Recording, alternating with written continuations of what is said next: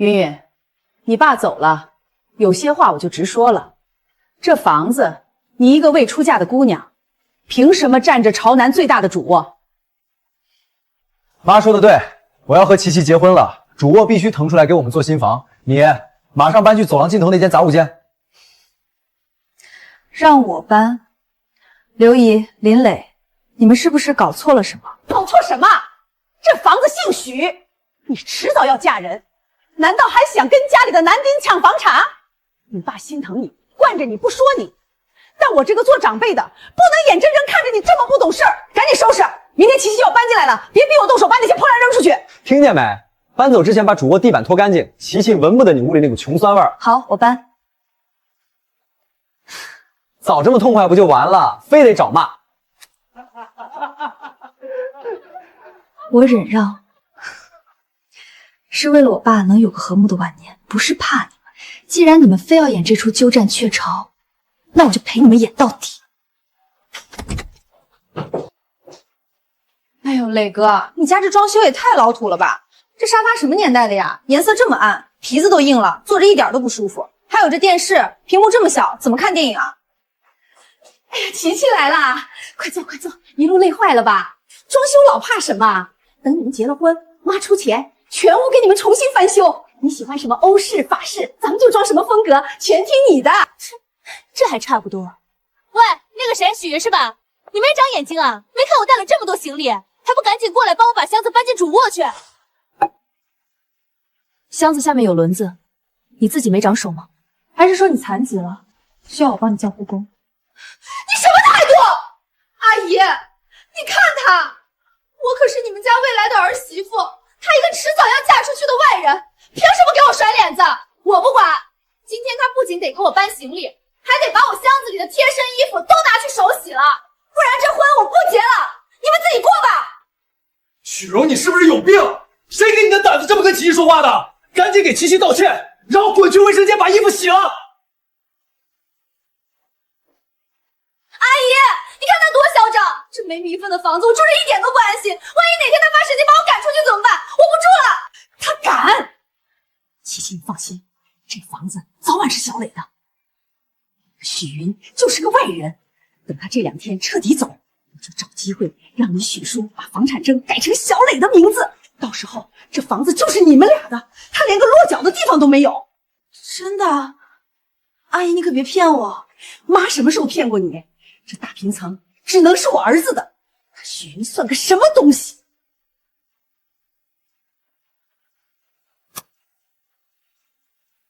爸，这次我就让您亲眼看看，您用心善待的一家人到底是什么嘴脸。哟，真走啊？行李收拾干净了吗？走就走得干净点儿，别过2天在外面混不下去了，又哭着喊着回来求我们收留。琪琪，你说是不是？就是，早该走了，赖在别人家里算怎么回事？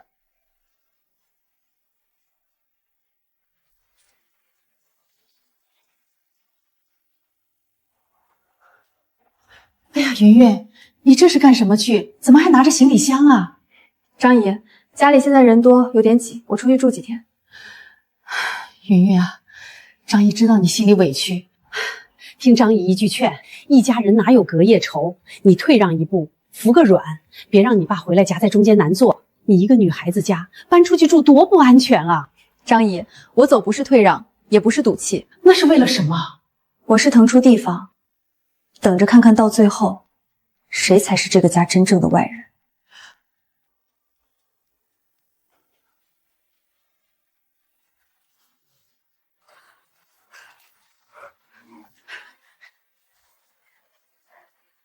房产证呢？老许到底把房产证藏哪儿了？找吧，就算你把这房子拆了，掘地3尺，也找不到你想要的东西。因为这套房子的主人从来都不是许振山，好戏才刚刚开场。云云，你现在到底在哪儿啊？出大事了！你刘姨今天一大早就在楼道里哭天抢地的，把上下楼的邻居都招惹出来了。她说家里遭贼了。遭贼？是啊，她说你爸留下的那块祖传老坑翡翠玉佩，还有放放在抽屉里准备交物业费的5000块钱现金全都不见了。他们一口咬定是你昨天临走前偷偷拿走的，故意偷家里的钱财报复他们。云云，你跟张姨说实话，你是不是拿错东西了？要是没拿，你赶紧回来澄清啊！现在整个小区都在传你品行不端，这以后你可怎么做人啊？张姨，谢谢您告诉我这些。您放心，我没拿他们1分钱，更没拿什么玉佩。既然他们喜欢闹，就让他们在小区里多喊一会儿，喊得越大声越好。哎呀，你这孩子怎么一点都不着急呢？名声毁了可是一辈子的事儿啊！名声是毁了，不过毁的不会是我。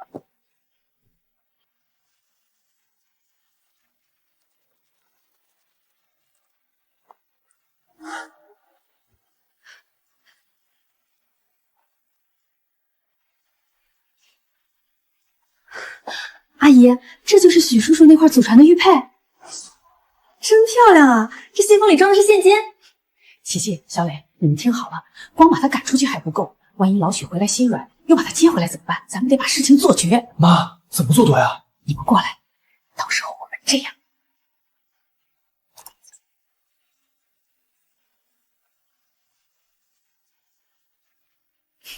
刘梅，既然你这么喜欢演戏，那我就给你找个更正式的舞台。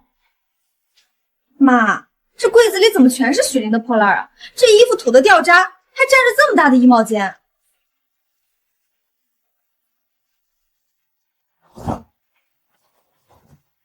哎呦，琪琪，你别脏了手，这些破烂我来收拾。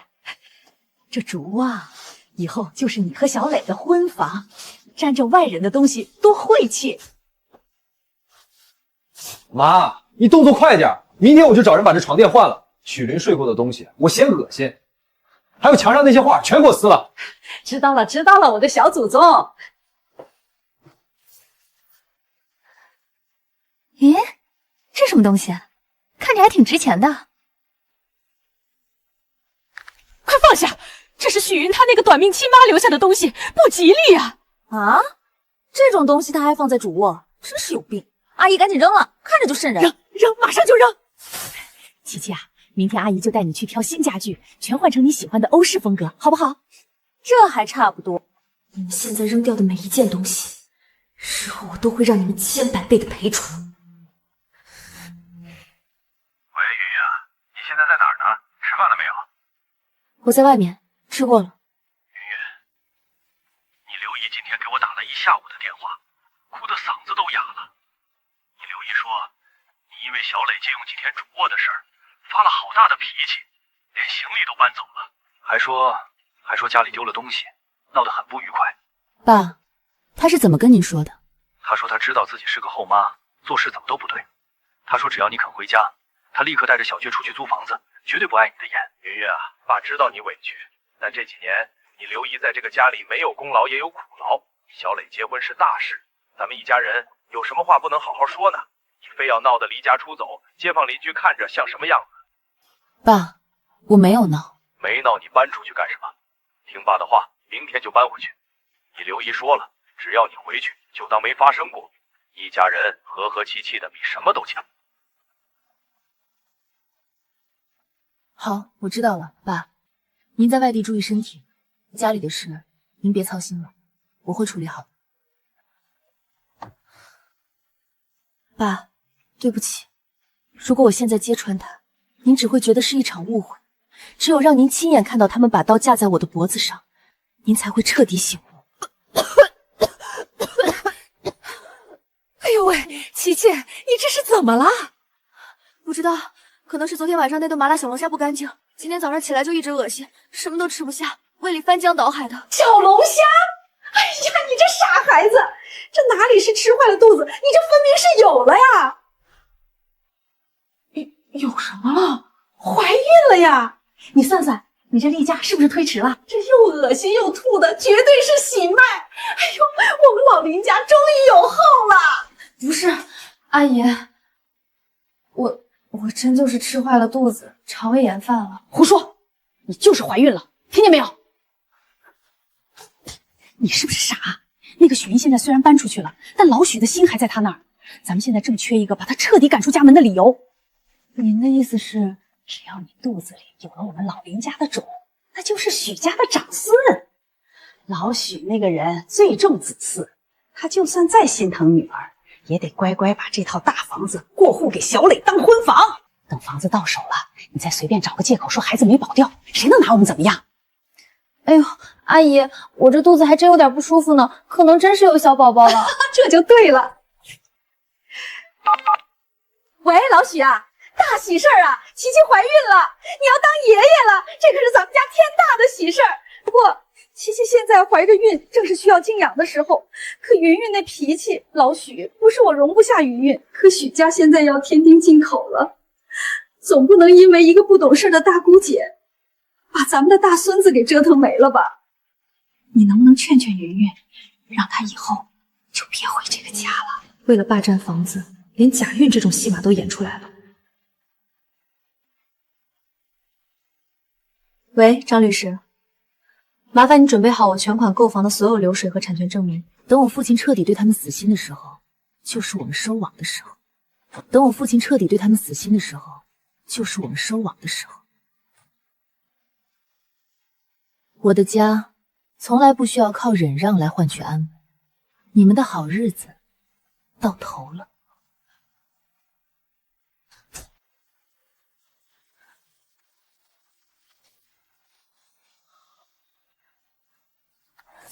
这死丫头，平时把东西藏得这么严实。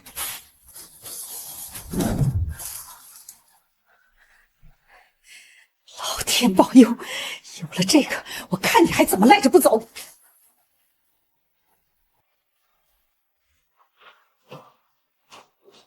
来个人，给我办个过户手续，要快，我赶时间。大姐，您这只有复印件啊，房产证原件呢？还有现在的产权人许云女士，她本人今天没跟你一起来吗？他来干什么？这房子是我们许家的，我是他妈，我做主就行了。大姐，这不是手续费的问题，房产过户可是大事儿，必须得产权人本人到场。您拿几张复印件，这怎么可能办得了？怎么办不了？你们是不是嫌钱少？我告诉你，我老公可是这家的男主人，老许的话在这个家里就是圣旨。我现在是替老许来办事儿的，你们敢不办？这位女士，您先消消气儿。您刚才说这房子是您丈夫的。废话，老许奋斗了一辈子，不是他的还能是谁的？许英那个死丫头就是个挂名的。律师，您可能对这套房产的归属有什么误解？系统显示，这套140平的房产是许云女士全款购买，没有任何抵押和贷款。全款？你胡说八道什么？她一个黄毛丫头，哪来那么多钱全款买房？肯定是老许偷偷拿钱补贴她的。资金来源我们无权过问，但在法律上，只要许云女士不签字，天王老子也动不了这套房子的一块砖。你们好好骗我！这家破中介连个过户都办不了，趁早关门算了。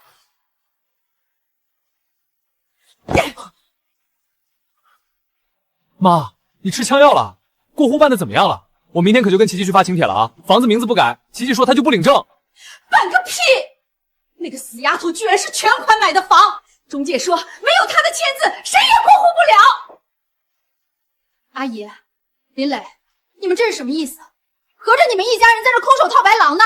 没房子结什么婚？我明天就把肚子里的孩子打了！我明天就把肚子里的孩子打了！哎呦，我的小祖宗，你可千万别乱说话！嘘，你们慌什么？老许明天就回来了。琪琪，你明天给我好好演，把孕期反应演得越严重越好。老许这辈子最想要个孙子，只要把老许哄高兴了，许伦那个死丫头敢不听他亲爹的话？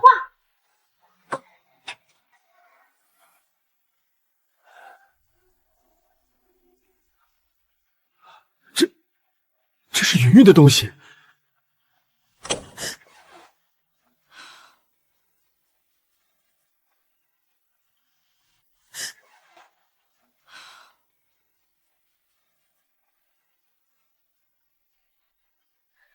林磊，你干嘛呢？弄这么大动静，塞到我肚子里的宝宝，你赔得起吗？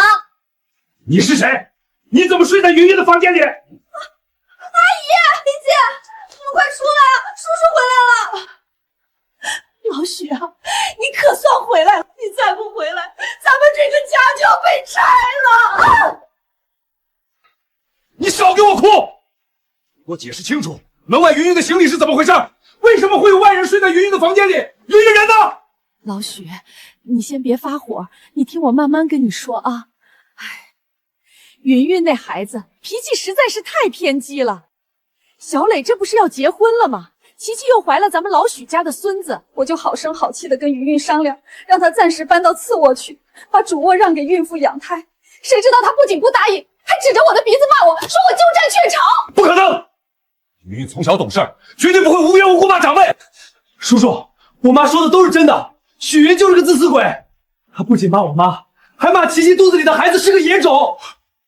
自己嫌家里紧，非要收拾东西离家出走，我们拦都拦不住。是啊，叔叔，许玲姐不仅容不下我，她走的时候还偷偷拿走了阿姨祖传的玉佩和家里的1万块钱现金。阿姨怕你伤心，一直压着没报警呢。偷东西！你们说我女儿，我许振山一手带大的亲生女儿，偷家里的东西！老许，我知道你心疼女儿，但事实摆在眼前啊！你看，这是邻居在小区门口捡到的，云云肯定是把玉佩拿去了，她就是看不得我们母子俩在这个家里过得好，故意找茬啊！爸，事情的真相，我希望您能用自己的眼睛去看。好，就算你们说的是真的，那你们现在想怎么样？老许啊，云云既然心不在这个家里了，咱们也不能强求。可是琪琪肚子里的孩子不能等啊！说重点。琪琪说了，没有名分的房子，她住着不踏实，这婚也没法结。老许，为了咱们未出世的孙子，为了这个家的和睦，你就当做个主，把这套房子过户到小磊门上吧。对啊，叔叔，反正许云早晚要嫁人，这房子留给她也是带到别人家去。我是家里的男丁，房子本来就该是我的。老许，你笑什么？我知道这房子是你买的，但咱们现在是一家人啊！你总不能为了一个不懂事的女儿，连孙子都不要了吧？只要你给云云打个电话，用父亲的身份命令她回来签字过户，她肯定不敢不听。好，很好。喂，爸。云云，是我。你现在马上回家一趟，带着你手里所有的东西回来，咱们当着你刘姨的面，把这套房子的账一笔一笔的算清楚。爸，我回来了。你这个恶毒的女人，你还有脸回来？就是啊，许云姐，你就算再怎么嫉妒我怀了孕能住主卧，也不能手脚不干净啊。阿姨平时对你那么好，你这么做简直是恩将仇报。老许，你看看这孩子到现在连句软话都不肯说。我受点委屈没关系，可他千不该万不该，不该拿你母亲留下的那块玉佩呀，那可是咱们家的传家宝。云云，你看着爸的眼睛，告诉爸，你刘姨说你离家出走，还拿了家里的玉佩和1万块钱，是不是真的？爸，我没有离家出走，是他们逼我搬出去，给林磊和张琪腾婚房。至于偷东西，更是无稽之谈。你放屁！东铺的证据都掉在小区门口了，白纸黑字写着呢，你还敢狡辩？老许，你听听，他到现在还在撒谎！我亲眼看着他提着行李箱走的，不是他偷的还能是谁？既然刘姨和林磊这么笃定，那我们就用证据说话吧。这是我走那天的录音，到底是谁撒谎，一看便了。六妹，这就是你说的好声好气跟云云商量？这就是你说的为了这个家的和睦？老许，你听我解释，这录音是断章取义的，我当时就是随口哄哄琪琪。随口哄哄？那这段你自导自演的偷玉佩和现金的视频，又打算怎么解释？这不可能！家里什么时候装了监控？为了防止有贼，我前段时间刚装的微信监控，没想到防的竟然是家贼。刘姨，这出自导自演的戏，你演的可真够精彩的。老许，你听我说，我错了，我真的知道错了，我那都是一时糊涂啊！一时糊涂？你把玉佩藏起来栽赃我女儿，你偷偷摸摸算计我的房子，这也是一时糊涂。刘梅，我许真山自问待你们母子不薄，你就这么回报我的？不是的，老许，你相信我，我真的没想过要害云云啊，都是小磊，是小磊真在我耳边念叨，说他要结婚了，没个大房子会被人看不起。还有张琪，是他天天闹着要住主卧，说不住主卧就不结婚。我就是一个没本事的妈，我也是被他们逼得没办法了。妈，你胡说什么呢？明明是你自己说许云是个赔钱货，早晚要把他赶出去，怎么现在全赖到我头上了？阿姨，您这话说的可就不凭良心了。当初可是您拍着胸脯向我保证，说这房子肯定是林老的，我才答应嫁过来的。现在事情败露了，您倒好，把脏水全往我们身上泼。你们两个没良心的东西！我做这一切还不都是为了你们？够了，都给我闭嘴！云云，18瞎了眼，把这些豺狼虎豹招进了家中，让你受了这么大的委屈。爸，您别这么说，我受点委屈不算什么，只要您能看清他们的真面目，这一切就值得。老许，千错万错都是我的错，我不该偏心小磊，不该委屈云云。可是琪琪肚子里毕竟怀着咱家的骨肉啊，看在孩子的份上，您就原谅我这一次吧。是啊，爸，千错万错，孩子是无辜的呀。您就算要赶我们走，也得等孩子生下来再说吧。叔叔，我这2天孕吐的厉害，连饭都吃不下。您要是现在把我们赶出去，万一孩子有个3长2短，我可怎么活啊？这，刘姨，您口口声声说张琪怀孕了，可张琪是昨天才搬进来的，今天早上才开始恶心呕吐。请问您是哪位神医转世？连医院都没去，就能一眼看出她是怀孕，而不是吃坏了肚子？谁说我没去医院？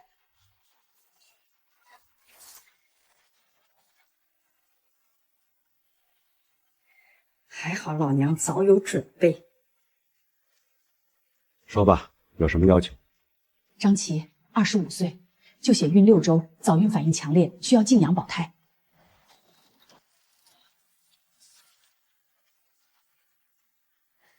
许云，有了这张护身符，我看你爸是信你，还是信他的大孙子？老许，你好好看看，看看这白纸黑字的医院证明，看看这 B 超单上的孩子。我们老刘家虽然穷，但绝不干那种丧良心的事儿。宫内早孕，约6周。爸，您现在信了吗？琪琪昨天晚上被许愿那么一下，肚子疼了一宿。今天一大早，我妈连饭都没吃，赶紧带她去医院做了检查。医生说了，琪琪这是动了胎气，必须卧床静养，绝对不能再受刺激了。叔叔，我知道许云姐不喜欢我，觉得我抢了她的主卧，可是孩子是无辜的。如果这个家真的容不下我们母子，那我明天就去医院，绝不让叔叔您为难。你胡说什么？老许，你听听，这是人说的话吗？你难道真的要为了一个迟早要嫁出去的女儿，眼睁睁看着你们老许家的亲孙子没了吗？云云，这单子，你看。老许，事情都明摆着了，你还在犹豫什么？爸，如果您真的想要个孙子，我绝不阻拦，但这套房子是我的底线。好，刘梅，就算琪琪真的怀孕了，云云也是我的亲生女儿，这房子是云云的家，谁也没有资格赶她走。你们要住可以，但如果再敢提让云云搬出去的话，你们就全都给我滚！老许，你这是偏心眼儿啊！琪琪现在怀着孕，需要安静的环境，云云天天在家里冷着个脸，万一吓着我孙子怎么办？刘姨，您一口一个孙子，叫的可真亲热。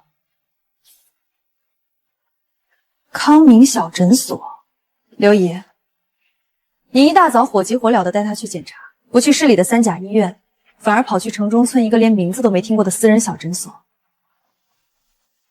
你懂什么？大医院排队挂号多难啊！琪琪又肚子疼的厉害，我当然是找最近的诊所先看看了。小诊所怎么了？小诊所的 B 超机就不是机器啦？是吗？既然刘姨这么关心张琪的身体，觉得排队难，没关系，我这个做姐姐的理应出点力。我刚才已经联系了市第一人民医院妇产科的主任日，托朋友加急挂了一个 VIP 专家号，费用全部由我来出。既然是咱们家的头等大事，必须去最好的医院做最详细的检查。不，我不去。我今天已经抽过血了，医生说我身体虚弱，不能再折腾了。大医院人那么多，万一挤到我怎么办？VIP 通道，专人陪同，绝对不会有人挤到你。张琪，你到底是在怕去医院，还是在怕查出点别的什么东西？许源，你别欺人太甚！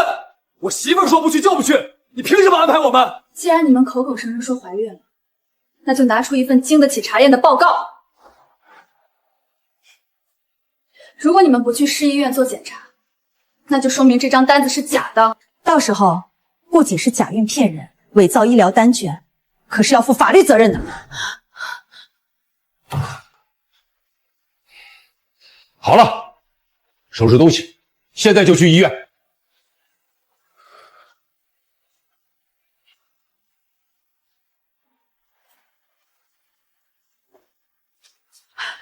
医生，怎么样？我儿媳妇肚子里的孩子没事吧？谁是家属？这报告你们自己看吧。患者根本就没有怀孕。什么？这不可能！我们在别的诊所明明查出来怀孕6周了，是不是你们医院的机器坏了？还是你们跟他？是不是你塞了钱，联合医生来骗我们？这位家属，请你放尊重一点。我们是正规医院，患者的 HAG 指标完全正常 ，B 超显示子宫内没有任何妊娠迹象。他最近频繁恶心呕吐，是因为严重的急性肠胃炎加上饮食不规律导致的胃痉挛。你们要是不信，大可以去别的3甲医院再查一遍。急性肠胃炎？刘梅，你拿给我的那张单子到底是怎么回事？老许，你听我解释，那诊所的医生可能看走眼了。看走眼能连 B 超单都伪造出来吗？张琪，你自己说，你到底有没有怀孕？伪造医疗胆据可是违法的。不关我的事，都是阿姨逼我的，是她带我去那个黑诊所，塞了500块钱让医生开了假证明。她说只要装怀孕，叔叔就会把房子过户给林磊。我真的没想骗人啊！你个死丫头，你胡说八道什么？够了！刘梅，你为了逼走云云，为了霸占这个房子，你竟然连这种丧尽天良的谎都撒得出来！你把我许振山当成什么了？傻子吗？爸，你瞅我妈发什么火？琪琪虽然没怀孕，但我们结婚是事实啊，这不都是早晚的事吗？你给我闭嘴！谁是你爸？滚！都给我滚回家去！收拾你们的东西，今天就给我搬出去！搬出去？凭什么搬出去？许振山，你少在这儿跟我摆一家之主的谱。是怀孕的事儿，我是撒了谎，但那又怎么样？我还不都是为了这个家好？刘姨，伪造病历、道德绑架我爸，逼我净身出户，这就是你所谓的为了这个家好？你闭嘴！这里没你说话的份儿。许云，你一个女孩子心机怎么这么深？你迟早是要嫁人的，是泼出去的水。你霸占着这么大的房子有什么用？这房子是我……就算琪琪没怀孕，这房子也该留给我儿子。小磊是咱们家唯一的男丁，他要结婚，他要传宗接代。你一个做姐姐的，把房子让给弟弟结婚怎么了？这是天经地义的事儿。我告诉你，今天就算没有孩子，我小磊也注定了，这房子必须过户给小磊。就是，许源，你一个月赚那么多钱，自己出去租个房子怎么了？非要赖在家里妨碍我结婚，你安的什么心啊？就是啊，哪有大姑姐天天跟弟弟抢婚房的？你们简直无耻至极！刘姨、林磊，你们是不是觉得只要你们够无赖，这房子就一定是你们的？哼，不然呢？这房子是老许的，我是老许的合法妻子，这房子就有我的一半，我分给我儿子，谁也管不着。爸，你先回房间休息，剩下的事儿我来处理。云云，是爸对不起你。爸，这不是你的错。刘梅刚才不是说这房子有她的一半吗？我会让她亲眼看着她费尽心机、不择手段想要抢走的东西，从一开始就不属于她。云云，也很快就会知道，我要让他们输得心服口服，走得干干净净。妈，你不是说这招奉子成婚万无一失吗？现在呢，人家不仅没戏，还把我们当猴耍。小祖宗，你小点声！你许叔叔还在屋里睡觉呢，你非要把他惹出来，直接把我们扫地出门，你才甘心吗？扫地出门，他敢！这房子我今天还就住定了，凭什么让我走？许云那个嫁不出去的老女人，凭什么霸占着这么大的主啊？她配吗？林磊，闹够了吗？你刚刚砸的那个花瓶是我爸前年花3000块钱买的，茶几是8000。你继续砸，砸完我好报警，让人来定个故意毁坏财物罪。数额够大的话，你那场梦寐以求的婚礼，估计得在所里办。你少吓唬我！许云，你别以为你赢了，你不就是仗着你爸偏心你吗？我告诉你，我跟齐齐马上就要领证了，这房子必须是我的婚房。你识相的就赶紧给我滚出去，别在这碍眼！你的婚房？林磊，你是不是脑子有病？你一个26岁连份正经工作都没有的巨婴，吃我们家的，住我们家的，现在还想抢我的房子结婚，谁给你的脸？你骂谁是巨婴？小磊，你疯了！许云，你少说2句行不行？小磊也是气急了。再说了，他要结婚是正经事儿，你一个当姐姐的，让着比弟弟怎么了？非要把家里搅得鸡犬不宁，你才满意吗？刘姨，搞清楚，搅得鸡犬不宁的是你们。我最后警告你们一次，把客厅打扫干净，然后安分点，否则不用等我爸开口，我现在就把你们的东西扔出去。妈，你看他那个嚣张的样子，我不管，这房子我必须要。要是没这套大平层，琪琪怎么可能嫁给我？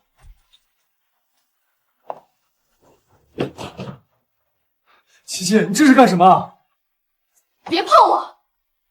林磊，我张琪虽然不是什么千金大小姐，但我也绝不可能嫁给一个连套房子都搞不定的窝囊废。哎呦，琪琪呀，你这是干什么？小两口吵架归吵架，怎么能动动就收拾东西走人呢？哎，快放下，快放下！阿姨，您别跟我来这套了。人家许云一句话就把咱们的底裤都扒光了，你们母子俩在这家里连个屁都不敢放，还拿什么给我当婚房？琪琪，你别生气，这事儿的确是阿姨没办好，但你放心，那许云早晚是要嫁人的，这房子最后肯定还是我们家小磊的。你再给阿姨几天时间，阿姨保证。保证？你拿什么保证？阿姨，我今年25了，不是15岁的小姑娘，我不听那些话大饼的话。我今天就把话撂在这儿，想让我跟林磊结婚，可以。房产证上必须加上我的名字。要是搞不定这套房子，咱们就彻底分手，以后谁也别联系谁。妈，你快说话呀！你快向琪琪保证啊！好，琪琪，你把行李放下，阿姨答应你，不管用什么办法，这套房子我一定让它变成你和小磊的婚房。行，那我就再信你们最后一次，我只给你们3天时间，3天后要是还没结果，林磊，咱们就民政局见。哦，不对，咱们连证都没领呢，直接互删吧。妈，你刚才可是答应琪琪了，得说话算话啊！老东西，平时把房产证藏哪儿了？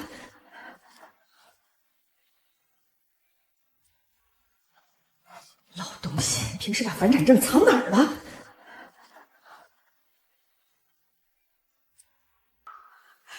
找到了。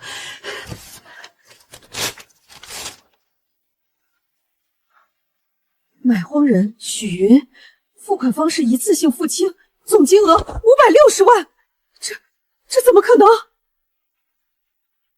不对，不对，她一个女孩子家，平时吃住都在家里，这买房子的钱肯定也是老许偷偷补贴给她的。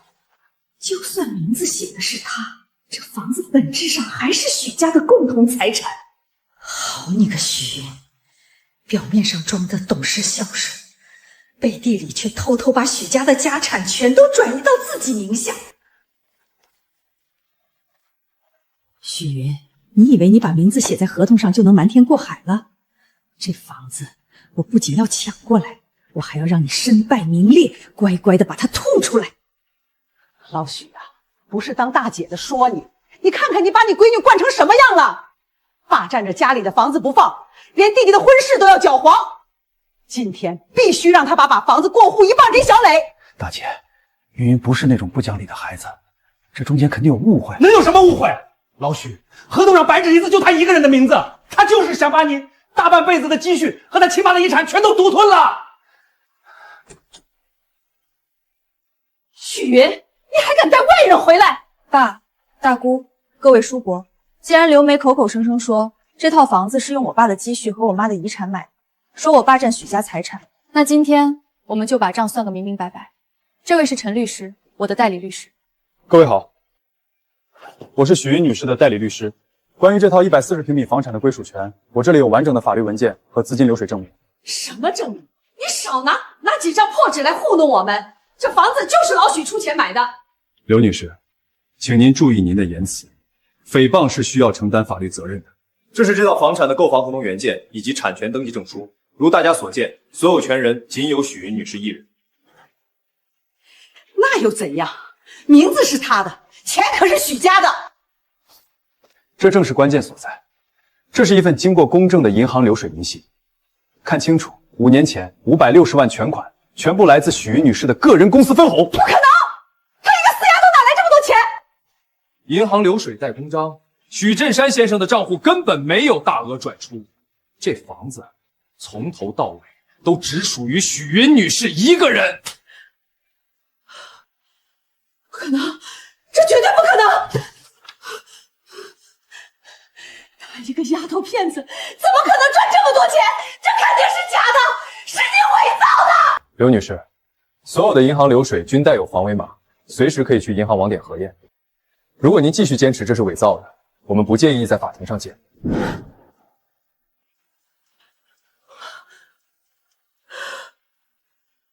这真的是云云自己赚的？刘梅，你不是信誓旦旦的说这房子是拿镇山的血汗买的吗？你这个满嘴跑火车的女人，你把我们当猴耍是不是？大姑姐，你听我解释啊，我也是为了这个家好啊。云云一个女孩子，早晚要嫁人的，这大房子留着有什么用？小雷可是许家的男丁，房子给他当婚房，这不是天经地义的吗？放屁！小磊姓林，不姓许，他哪门子的许家男丁？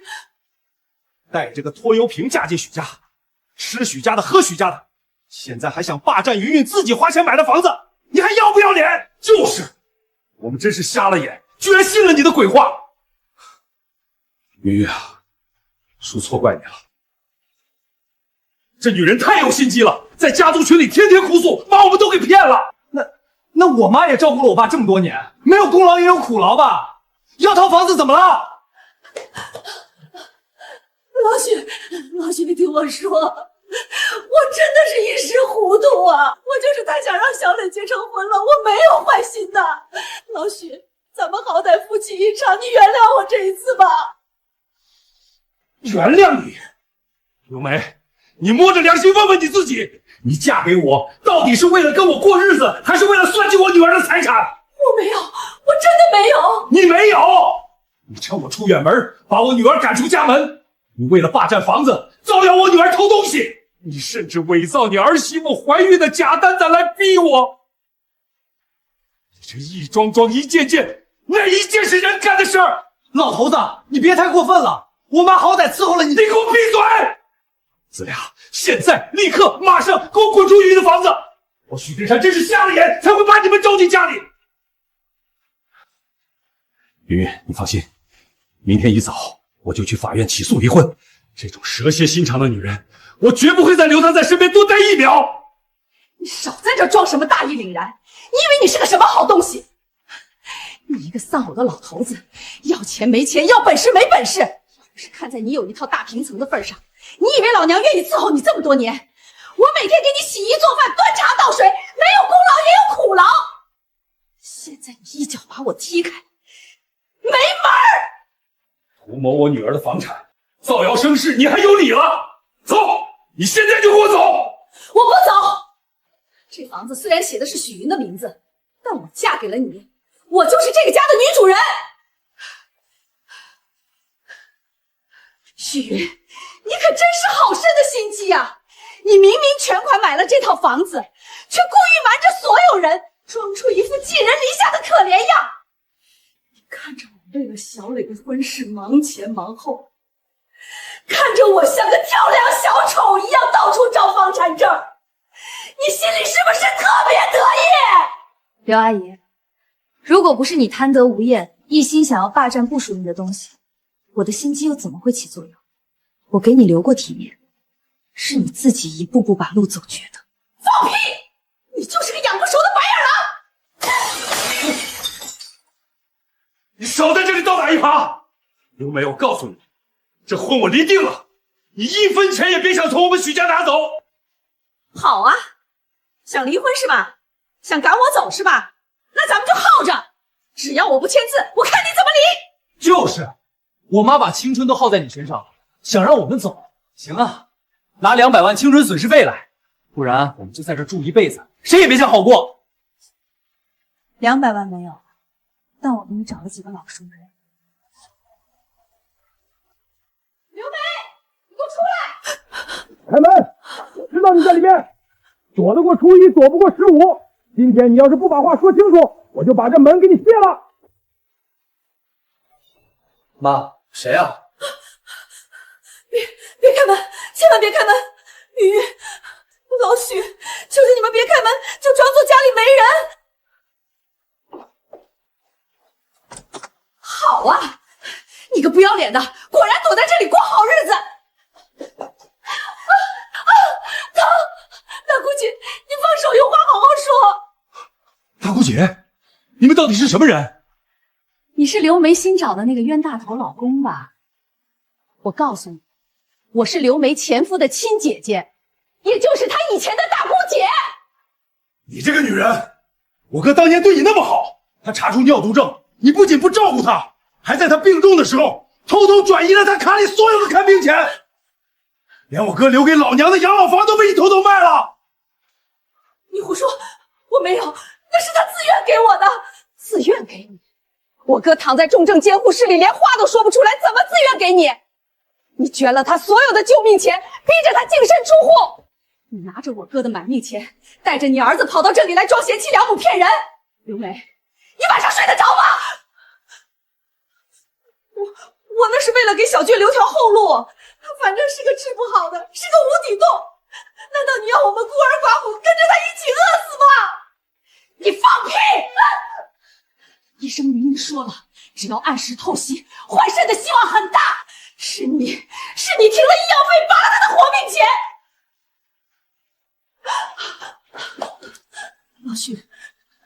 老许，你别听他们胡说八道。我是什么样的人，你还不清楚吗？这几年我把你照顾得多好啊，是他们家看不起我，故意来我身上泼脏水的。起开！你别碰我！哼，泼脏水？刘梅，我今天既然敢找上门，就没打算空着手来。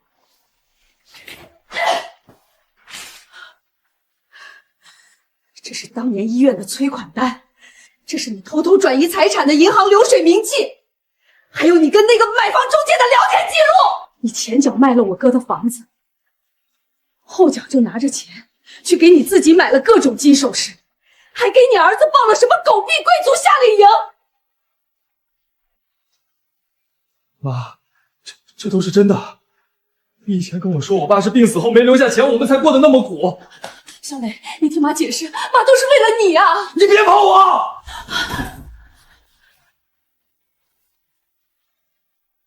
爸，您看清楚了，他转走前夫救命钱的日期，正是他前夫被下达病危通知书的第2天。这个女人从头到尾都没有心。刘梅，你每天晚上睡在我身边，难道就不会做噩梦吗？老许，我错了，我真的知道错了，我当时也是鬼迷心窍啊，但我对你是真心的。这几年我给你做饭洗衣服，没有对不起你呀。真心？你跟我谈真心？从一开始接近我就是算计好的吧？你打听到我早年丧妻，一个人带着女儿，手里还有一套大平层，故意装出一副温柔体贴的样子，每天给我送汤送饭，嘘寒问暖。不是的，老许，我是真的想跟你过日子。你给我闭嘴！过日子？你就是这么过日子的？你趁我出远门，把我女儿赶出家门。你见房子是云云的名字，就到处骚扰，败坏我女儿的名声。云云，是爸瞎了眼啊！爸以为给你找个伴儿，家里能有个热乎气儿，没想到爸是引狼入室，让你受了这么大的委屈。这房子是你自己1分1毫攒钱买的，爸却让你被这个女人欺负的去住酒店。爸对不起你，更对不起你死去的妈了。爸，别说了，只要您现在看清了他的真面目，一切都不晚。刘梅，你以前怎么谋害你前夫我管不着，但你千不该万不该把算盘打到我爸和我的头上。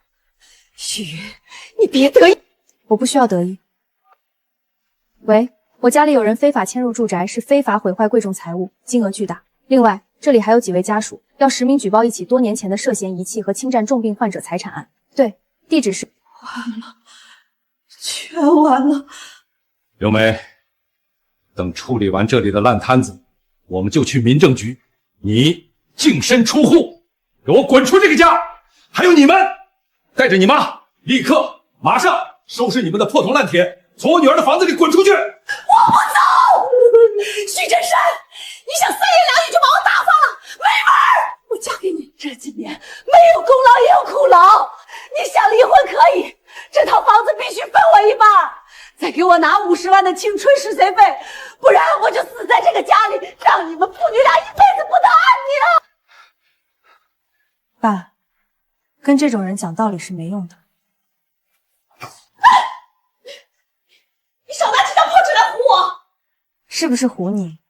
你自己看看就知道了。第一份是你和林磊在亲戚群、小区业主群里造谣我偷窃祖传玉佩和现金的截图公证。第二份是我房间的监控录像光盘，清清楚楚拍下了你把玉佩藏进自己衣柜暗格的全过程。第三份是你拿着我的身份证复印件去房产中介试图伪造签名，非法转移我个人财产的录音和证人证言。刘梅，这3项加起来足够你在里面踩几年缝纫机了。你胡说八道！我是你长辈，这是我们的家务事。家务事？我全款买的房子跟你没有任何血缘关系，我们算哪门子家属？刘梅，我现在给你2个选择：第一，立刻在净尸出户的离婚协议上签字，带着你的宝贝儿子滚蛋；第二，我按下去，让保安请你搬家，你选哪个？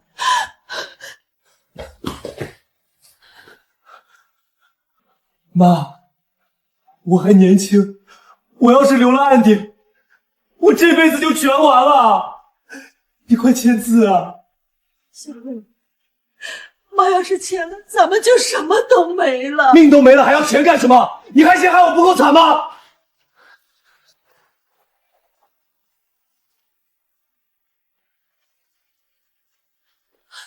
老许，再给我一次机会。林磊，你个废物！林磊，你个废物！你今天要是再借不到钱，我就去告你诈骗！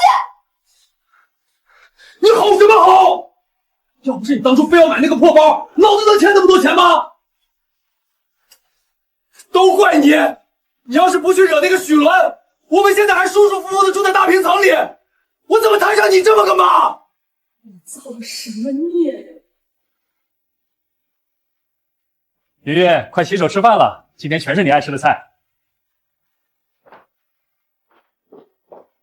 爸，您这手艺比外面5星级酒店的大厨还要好。云云，这段时间委屈你了，是爸老糊涂了，识人不清，差点让你连个家都没有。以后爸再也不逼你让步了，这个家你说了算。爸，都过去了，只要您看清了他们的真面目，我受点委屈不算什么。哎呦，云云啊，吃饭呢！我昨天去菜市场看到你那个继母了，哎呦，穿的破破烂烂的，在捡别人不要的烂菜叶子呢，还小磊也被催债的。哎，云云啊，他们现在也挺可怜的。你现在工资高，要不，哎呦，穿的破破烂烂的，在捡别人不要的烂菜叶子呢。还小磊也被催债的。哎，云云啊，他们现在也挺可怜的。你现在工资高，要不稍微接济他们一点，全当给自己积德了。张姨，谢谢您的好意。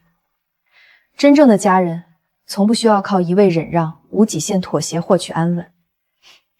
那些试图吸干你血的人，不值得任何同情。我的善良有锋芒，包容有底线，不亏待自己，才是最好的生活。